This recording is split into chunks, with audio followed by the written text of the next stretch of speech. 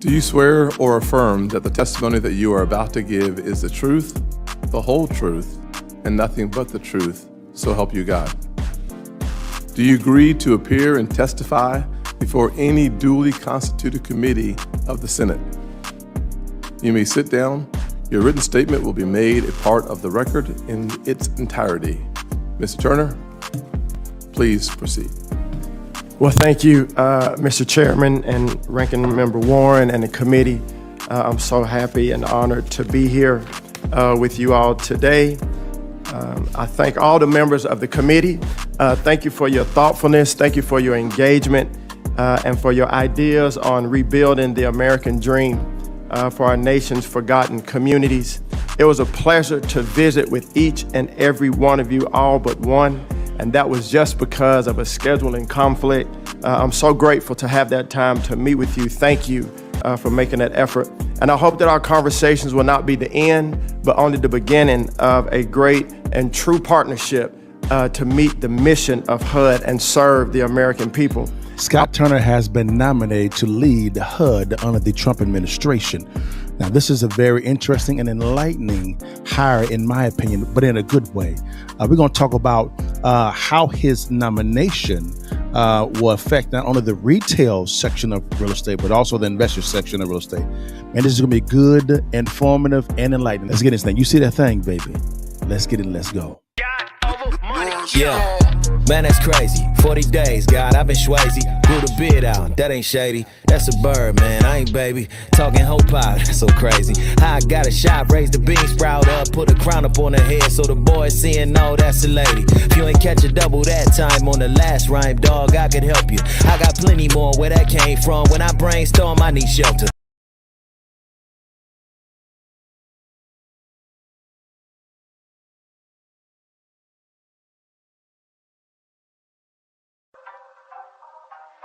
What's good, baby? It's your boy Dale. I'm back in the saddle again. Our motto is to buy, build. We already bought it already, so we already own it, free and clear. Refinance to long-term debt, cash flow. That is the motto. Cliff, man, is that a pretty strong motto, man? What do you think? Man, the model is strong. Like, you're getting each piece of the invest, right?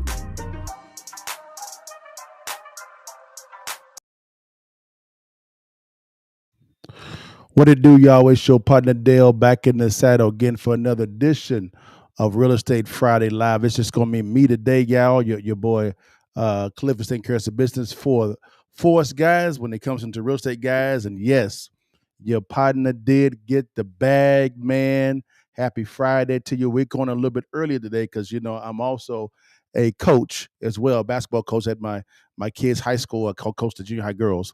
And so we had practice early today. So I had to go ahead and get it in with you guys. I'll make sure that I give you guys this is information. This is going to be a really, really, really, really good one, guys. So if you could share, like, and subscribe, guys. And I believe you're going to like this, guys, because it's dealing with a topic that's going to come up. We have a new president being inaugurated on Monday at 12 noon, which is January 20th. And each president gets their cabinet.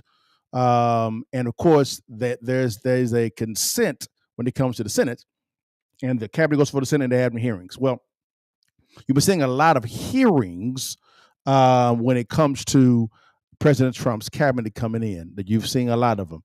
But there's one that I'm really paying attention to because me being in real estate development and finance, I pay attention to news or officials that may that may cause some things to go differently, whether it be in a good way or bad way. We have to vet all the candidates, guys. And we're going to listen to the current Secretary of HUD. His name is Scott Turner. Now, Scott, I don't know Scott personally, but Scott is from the area where I'm kind of from and I kind of reside in. He's from Dallas, right? He's from the Richardson and Plano area, Texas. He served as an associate pastor at Prestonwood Baptist Church. We call it Preston World down here in Dallas. It's just a really big church, which is cool. And one of my good friends actually knows him, right? Personally. And good hand clap of praise for Scott on his nomination. But we're going to listen to him. And what kind of got me interested in Scott is his when he went in front of it, when he had, I think he had his hearing this week, and how he was, his stoicness, how he talks. He actually has some real estate experience, so he has a discipline in the real estate area, and what he does can affect the retail portion of real estate and also the investor portion as well. So I thought it'd be wise for us to kind of listen to him, right? So if you really want to be successful in real estate, and if you're looking to buy a new home or lease a new home in some form or fashion in 2025, you want to hear this young man speak. All right. I ain't gonna lie to you guys. He's a very wise man, to be honest with you. But I want you to listen to him, and then we're gonna listen to the questioning from the Republican side and from the Democrat side, and we can kind of reason together, go through what we call strategy, capital, and impact. Now, normally we go through the current market analysis. This is the current market analysis for today when it comes to the HUD Secretary nominee, Scott Turner. So let's go into it real quickly, guys, and let's hear him speak. And I want you to listen to his introduction, guys. And I just like his mannerism, his stoicness, his certainty. He breathes leadership, right? And I loved how he engaged both the Republican and Democrat side, and they reasoned together to come up with ideas. That's what breeds leadership. So let's listen to him real quick, and then we go into the questioning. Here we go. Well, thank you, Mr. Chairman and Ranking Member Warren and the committee. I'm so happy and honored to be here with you all today. I thank all the members of the committee. Thank you for your thoughtfulness. Thank you for your engagement and for your ideas on rebuilding the American dream for our nation's forgotten communities. It was a pleasure to visit with each and every one of you, all but one, and that was just because of a scheduling conflict. I'm so grateful to have that time to meet with you. Thank you for making that effort. I hope that our conversations will not be the end, but only the beginning of a great and true partnership to meet the mission of HUD and serve the American people. I would also like to take a moment to thank my wife, Robin, who is here with us, for her unwavering support over nearly 3 decades of us being together, from college at the University of Illinois to the NFL, to the Texas House, the White House, business, ministry, and our family foundation. Robin has been a true partner in building God's kingdom and doing the work he's called us to do together. So, Robin, I thank you for your support, and all the friends and family that are here. Man, it's got to stop right there, man. Hand clap of praise, big dog. My man, honoring his wife, man, not only in business, ministry, that he's a former Texas House member, so he has some legislative experience as well. Also, I mean, it's the foundation. She runs the foundation. This is, hey, hand clap of praise, baby. Keep doing what you do. Let's keep going. Here we go. I also want to thank President Trump for his confidence and his support and nominating me for this such a crucial position, and even more so, purpose. So I want to thank President-elect Trump. I sit before you today as a nominee to lead the Department of Housing and Urban Development. But deep down, committee members, this opportunity is also personal to me. I grew up as a kid, as it was mentioned before, in Richardson, Texas, and before that in Plano, Texas, with my parents. I worked as a dishwasher at Spring Creek Barbecue, which is one of my claims to fame. Early on in my childhood, my family was broken due to divorce and later moving into a blended family. I love my mother, I love my father, and all my brothers and sisters. But when you go through a divorce, many would say the odds are now stacked against you.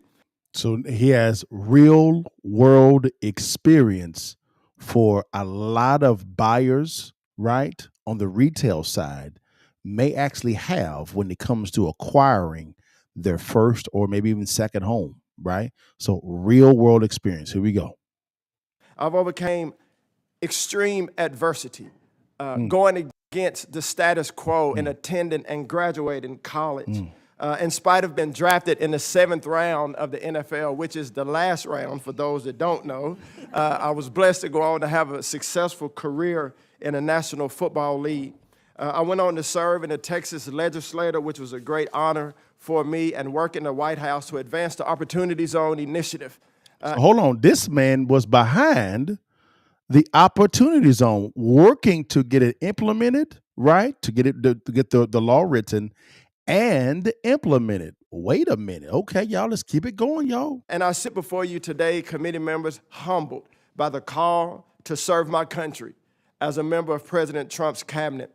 And I know my upbringing and my background is not totally unique to me. There are many in this country, even those that are sitting in this room today, who at one point or another have had to overcome adversity in your own lives. Yeah.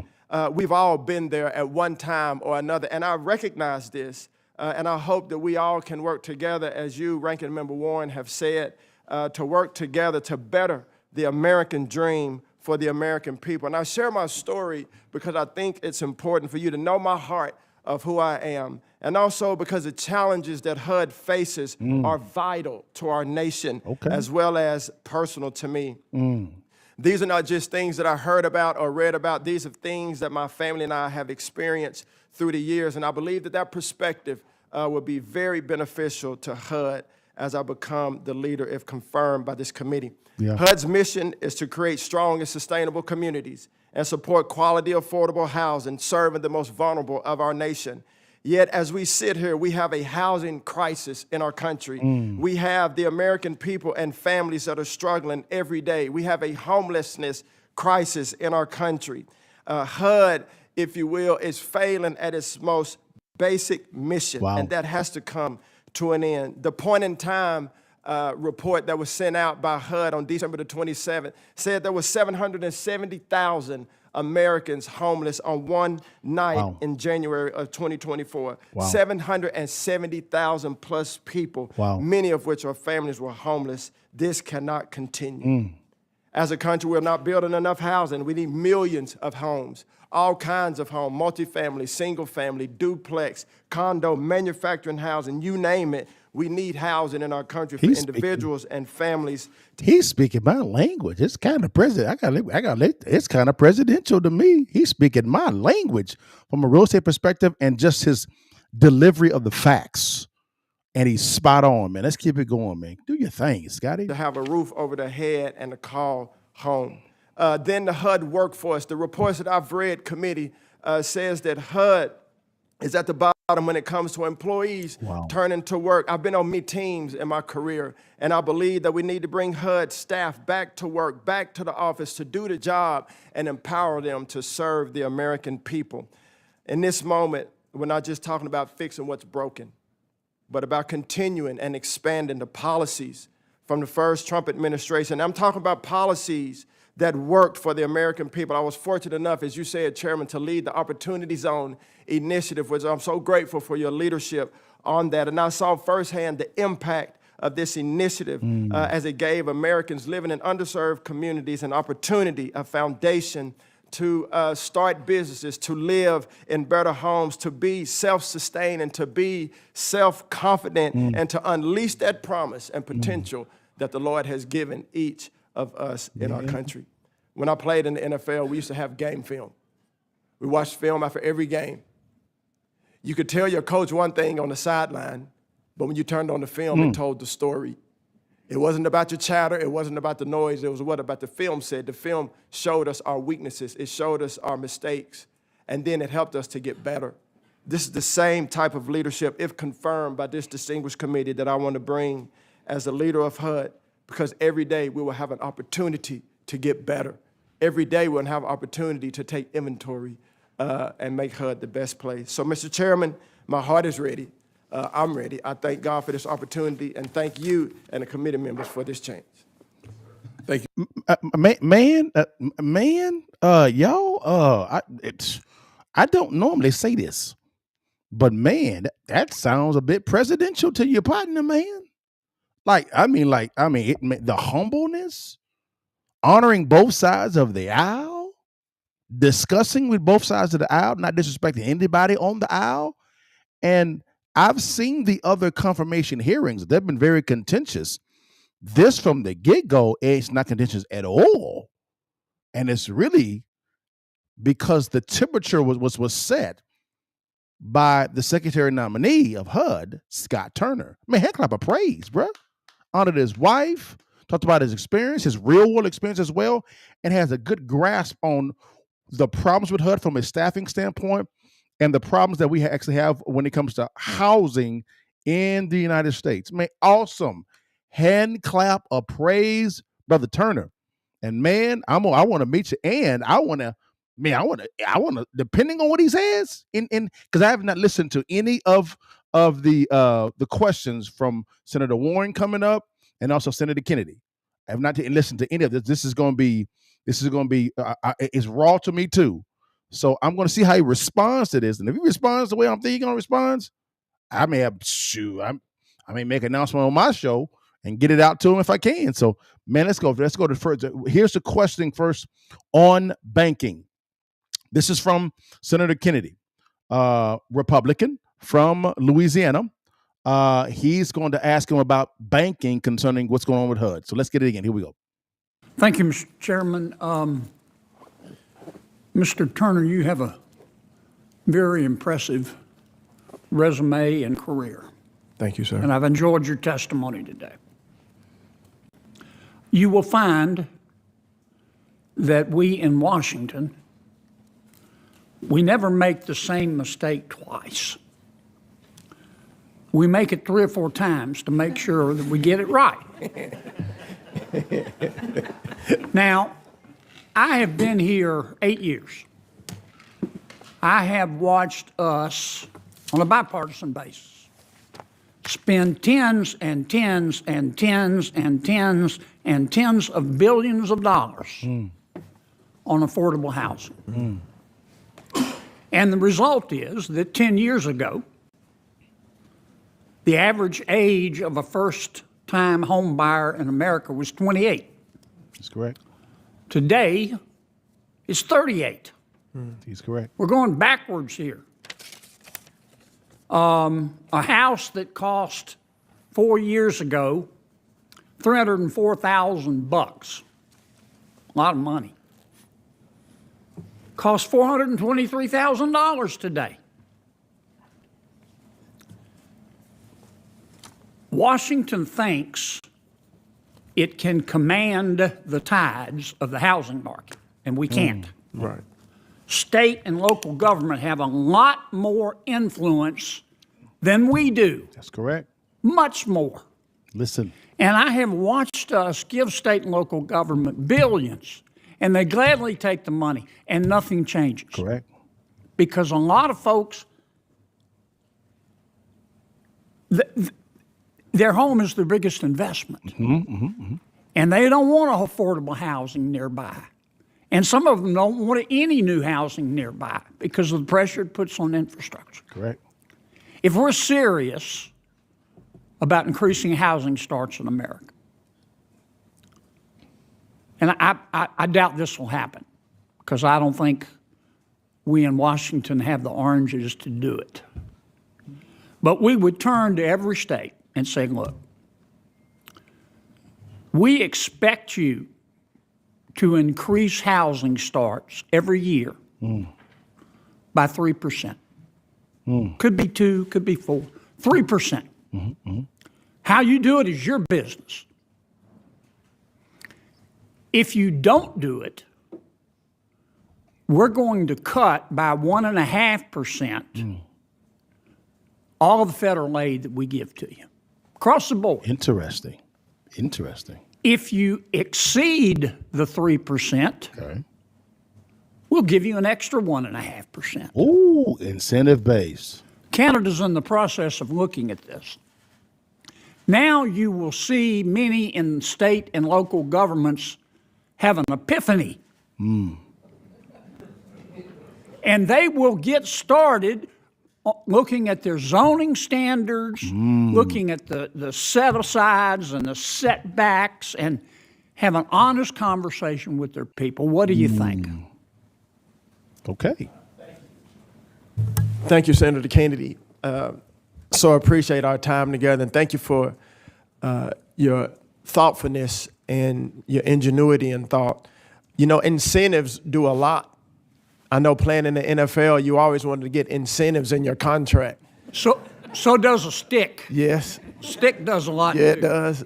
You know, the incentives we had back in the day were a lot less than the incentives I see these players getting now. But anyway, I think that returning that control back and encouraging innovativeness and encouraging that accountability back to the states, I think is a great idea. And I want to hear more about that with you. But I do believe that when we incentivize growth, we incentivize building, we incentivize, you know, certain aspects when it comes to affordability, you know, competition always brings out the best. Yes, it does. And so I look forward to hearing more and working with you on that.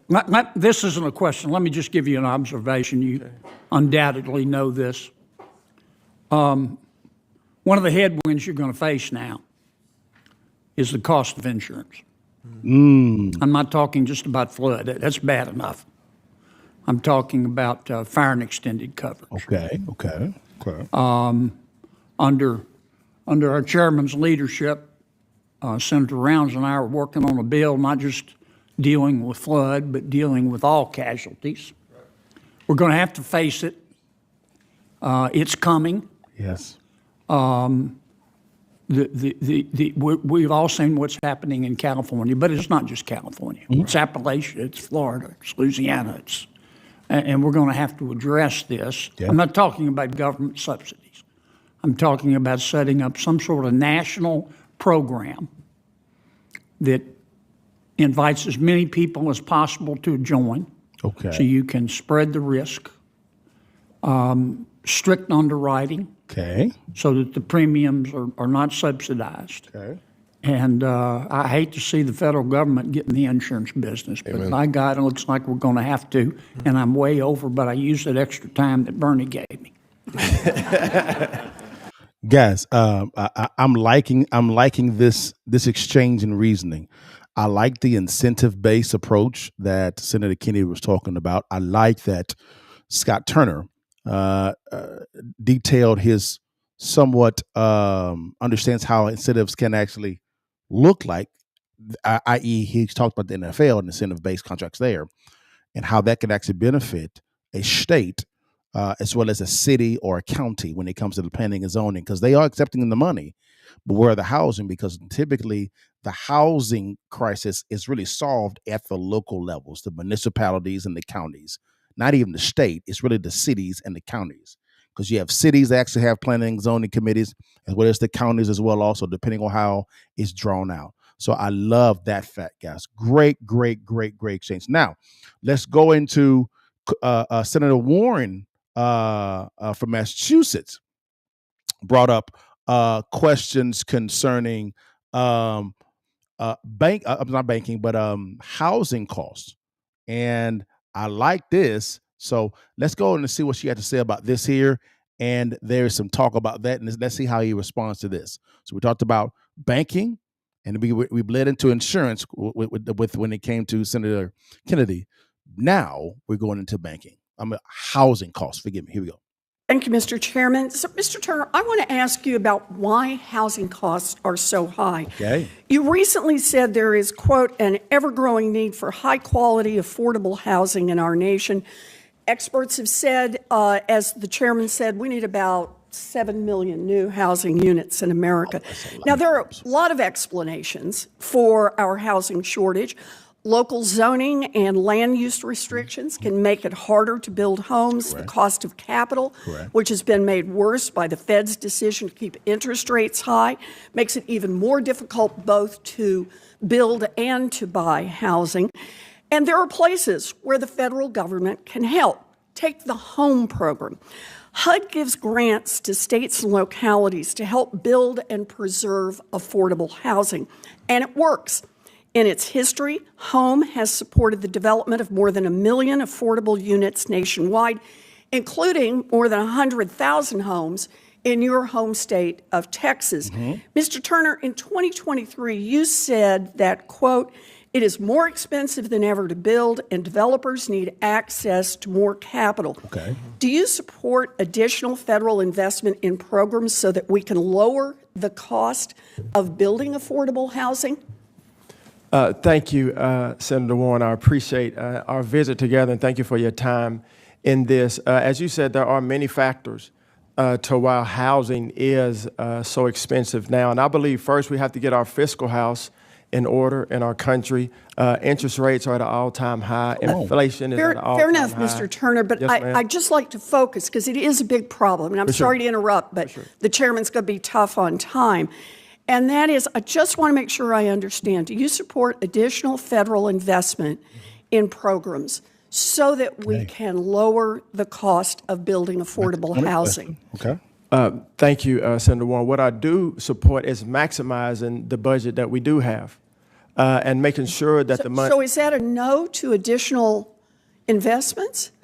It's a yes to maximizing the investment that we have and making sure that the programs that we do have are meeting the intended need and serving those that are intended to serve. Well, I have to say that gives me. I kind of like what he's saying a little bit there. We're going to unpack a little bit more. So he's saying, first he said he didn't like to spend it because of inflation, because it rises the cost, right, of builders, for builders like myself. And then number two, he was saying that we should maximize what we've already invested in. So in other words, dollars that have already been basically invested or made available. Let's keep going though, because this is good exchange. Real pause. You know, we just established that we have a terrible gap of affordable housing, and we have a program here that has helped close that gap. State and local governments, I understand, bless them, they're doing what they can, but they don't have enough money to match the scale of the problem nationwide. And what I'm looking for is a commitment that we're at least going to try to get some more help to the state and local communities that are trying to build affordable housing. Yes, ma'am. Thank you. And I do look forward to looking at the home program and other programs. But my point, there's record funding from HUD. HUD's budget is nearly $70 billion at this point, and we're still not meeting the need that we're supposed to be meeting. Which might mean that we need more money to take there. inventory. Hold on. Well, wait. So hold on, Senator Warren. Wait a minute. So he just said that HUD has already spent $70 billion. And we have not met the needs with the initial $70 billion. That's with a B. Your response, excuse me, is we need more money? Wait a minute. What happened with the money that was spent already? We got to figure out where the money went to. More money? So more money is going to solve the problem. So we printed all this money out, mismanaged the money, hypothetically, when it comes to this, and now the solution is to not look at what caused us not to be successful in initial investments, is to print more money? Trash. Come on, y'all. Let me, if I can, turn to another topic. I like that. You know, unfortunately, there are some people who are trying to take advantage of our housing shortage instead of trying to fix it. Private equity firms and corporate landlords have moved into local housing markets, and they have driven up costs even higher for families. In 2011, no single investor anywhere in America owned more than 1,000 single-family homes. By 2022, just 5 investors collectively owned nearly 300,000 homes. Okay. And in fact, in your home state of Texas in 2021, big investors moved in, and they bought a whopping 28% of all homes that went on the market. So Mr. Turner, the governor of Texas, Greg Abbott, recently said, quote, corporate large-scale buying of residential homes seems to be distorting the market and making it harder for the average Texan to purchase a home. I agree. Do you agree that it is a problem if big corporate investors are beating out families to try to buy homes? Yes, it's a problem. Thank you, Senator. And I haven't seen that statement from Governor Abbott, but I do look forward to looking at this issue and even working with you and your staff on this issue. I believe that we do have a housing affordability crisis in our country. The more capital we get into the market, the better. And obviously, we want the right people, qualified people to invest. And the stats that I saw, Senator, said about 2% of institutional investors own these single-family homes. And so if I'm confirmed by this committee, I look forward to digging into this more with you so we can look at this issue together. Well, I appreciate that. You know, we've got to be laser focused on lowering the cost of housing for families. Yes, ma'am. Thank you. I agree with that, Senator Warren, but I have to say that we can't print out $70 billion, not look at where the money went to, being fiscally responsible, and then the answer just be give more money out. That doesn't make any sense to me at all, on no levels at all. I agree with Scott Turner when he said we need to maximize the budget as it is. Really, what he's really saying there, this is going to be, I'm going to get to the strategy, real fast, strategy capital impact, is what he's saying this, he's saying, hey, let's look at where the fat is at, right? Cut the fat away in our fiscal budget, see what we actually have in place first, utilize those dollars first, and then if we have to do some additional capital, we can look at that from a strategic standpoint. Again, strategy, fiscal responsibility attracts the right capital, trimming the fat, right? And then you can have a greater impact to where the right people, homeowners, acquire homes. Printing more money is not going to solve the problem. It's going to make it worse. This is the reason why the cost has went up when it comes from not only interest rates, the cost to build the home as well also, and the cost of living has went up because of the excessive printing of this government. So please, I don't want to hear any additional money, any additional talking about when it comes to high costs and your solution is to print more money. That's trash. The definition of inflation is too much currency flowing to too few goods. How does the currency get to flowing? By the government printing money. That's inflation. It is what it is. We have got to be honest about this. But I like that exchange, guys, that Senator Warren actually had with him. I like the fact that they both are looking at. They both have a thought process from a accordance standpoint of trying to come up with a strategy to solving how can we bring down the cost of not only the home pricing, home building, and interest rates at the exact same time. I like that thinking. I look forward to seeing if he's confirmed how they work together. I believe he's going to get confirmed fairly easily because it seems to be, as listened to the hearing initially, that both sides like this guy, and I like him as well. Also, I like his attention to detail. For when I hear someone saying, let's maximize our current budget initially first before we begin to print out more money. I love that mentality. That makes total sense. All right. The strategy cannot be print more money. It cannot be. I understand printing in some form of fashion, right? But if you're going to print some additional money, what is the strategy to curtail the inflation that's going to come due to that new printing? Because it's coming. That makes sense, guys. But man, this was pretty good, guys. Pretty good, guys. Now, real quickly before I get off here real fast, guys. Now, again, every single week we talk about this as well. Also, guys, we're giving away our free ebook called Distressed Property Investing. It is completely free. If you want, how you make money in real estate is you make money when you acquire, not when you sell. Now, how do you acquire the right way? You learn how to locate distressed properties, whether it be single-family residences, apartment complexes, warehouses, or office buildings at the right price point below wholesale, right? You vet the deal the right way and you structure the deal the right way. If we can do all that together, I'll partner with you, me and Cliff will, and we will fund the deal for you with our cash, right? And we can profit split together. Our whole thing is here. We don't want to give you no course. This is a free ebook. If I give you this information for free, let's go get the bag together. So if you want to get the free ebook, guys, it's real simple. In the description below, click on the link below, right? Or number 2, you can scan on this QR code on the screen. But if you have the ability to do either one of those actions, don't you worry, your partner got you. Direct message me the word real estate, not in the chat. Literally direct message me the word real estate, and my team will give you the link, that same link, so you can download the ebook for free. It is free. We don't want no money from you at all. We want to help you find transactions, help you partner together, right? Let's get the bag together. And lastly, guys, every single time, guys, I got to talk about the merch, baby. I don't got mine on today, but it is what it is. Guys, we have free merch.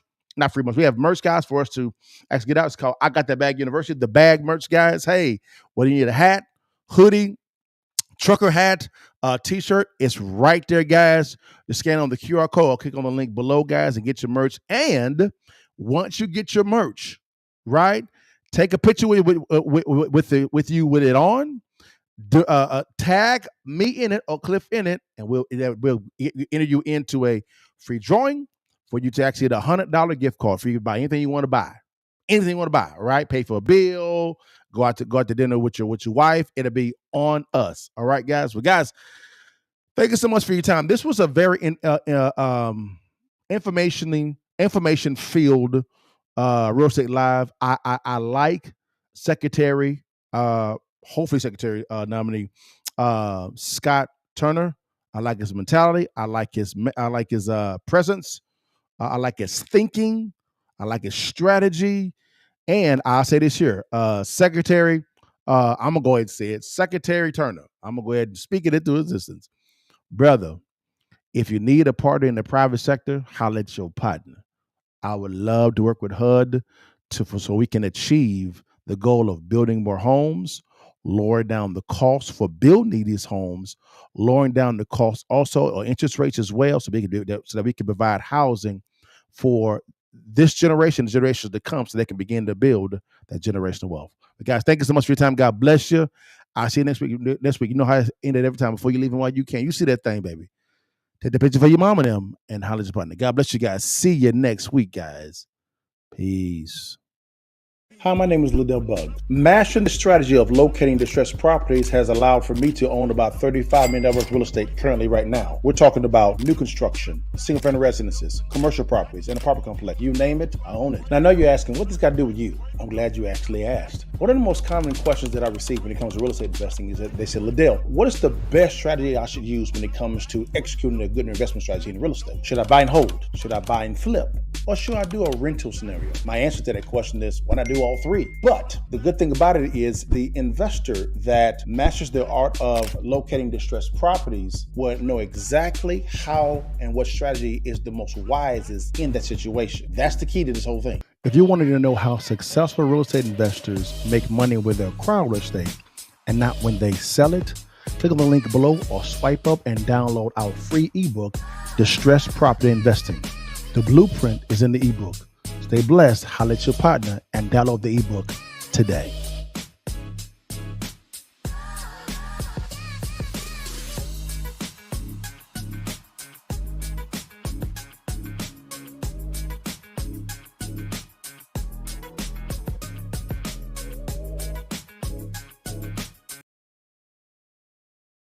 Bless God, give thanks.